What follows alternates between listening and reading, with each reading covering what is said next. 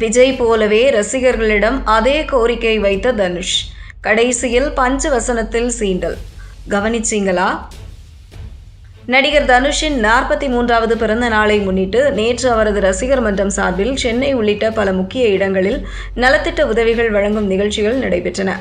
மாணவர்களுக்கு கல்வி உதவித்தொகை, ஏழை குடும்பங்களுக்கு நலத்திட்ட உதவிகள், இரத்த தான முகாம் உள்ளிட்ட பல சமூக நலத்திட்டங்கள் தொடங்கி வைத்த தனுஷ் மேடையில் பேசிய சில கருத்துகள் சோசியல் மீடியாவில் பரபரப்பாக பேசப்பட்டு வருகிறது. ஏற்கனவே சமீப காலமாக தனுஷ் பற்றி அதிகமாக பேசப்பட்டு வருகிறது. அவருக்கு மட்டும் இந்த முறை 2 தேசிய விருது அறிவிக்கப்பட்டிருப்பது விமர்சனங்களை சந்தித்திருக்கிறது. தனுஷின் நடிப்பை பலரும் பாராட்டி இருந்தாலும் அவருடைய ராயன் படத்திற்கு விட சிறந்த படங்கள் பல இருக்கிறது. அப்படி இருக்கும்போது இந்த படத்திற்கு எப்படி விருது கிடைத்தது என்ற கேள்வி இருக்கிறது. அதே போல தனுஷ் செயல்கள் எல்லாமே இப்போ விஜயை ஃபாலோ பண்ணுவது போல இருக்கிறது என்ற விமர்சனமும் இருக்கிறது. இந்த நிலையில் மேடையில் தனுஷ் தன்னை பற்றி விமர்சனங்களுக்கு முதலில் பதிலடி கொடுத்திருந்தார். அப்போது என்னை தட்டி விடாதீர்கள், தட்டி கொடுங்கள் என்று அவர் சொல்லியிருந்தார். பிறகு கடைசியாக நிகழ்ச்சி முடிந்ததும் ரசிகர்களிடம் அவர் வைத்த வேண்டுகோள் இணையத்தில் சர்ச்சையை உருவாக்கியிருக்கிறது.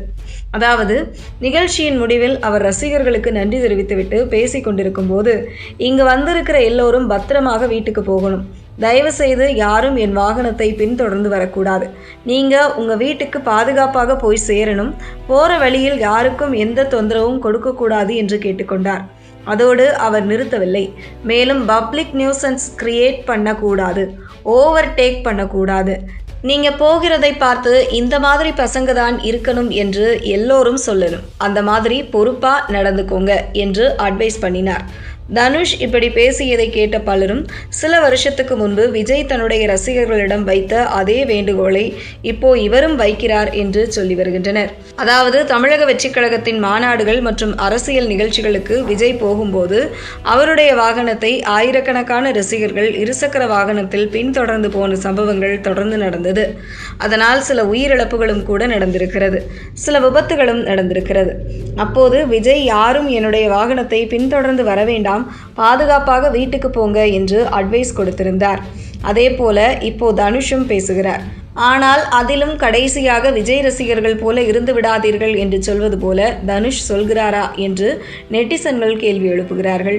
பொதுவாக விஜயின் ரசிகர்களை பலர் தற்குறிகள் என்று ட்ரோல் செய்து வரும் நிலையில் அதே போல நீங்க பேர் எடுத்துடக்கூடாது, நல்ல பிள்ளைங்கன்னு பெயர் வாங்கணும் என்றுதான் தனுஷ் இப்படி சொல்கிறார் எனவும் சிலர் சொல்லி வருகிறார்கள்.